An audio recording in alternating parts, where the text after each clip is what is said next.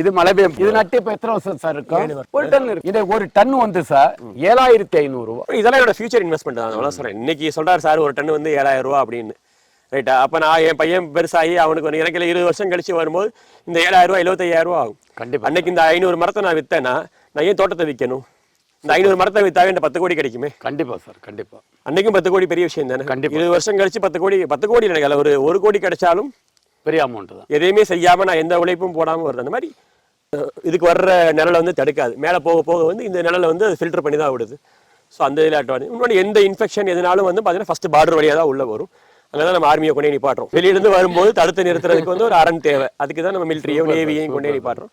அந்த மாதிரி இந்த விஷயங்கள் இன்னும் கொஞ்சம் சில விஷயங்கள் பண்ணியிருந்தோம். அப்போ ஆமணக்கு இந்த மாதிரி கொஞ்சம் பூச்சியை கவர்ந்து அது வெளியிலே இது பண்ணுறதுக்கு ஷார்ட் டேர்ம் இன்வெஸ்ட்மெண்ட்டுக்கும் யோசிங்க.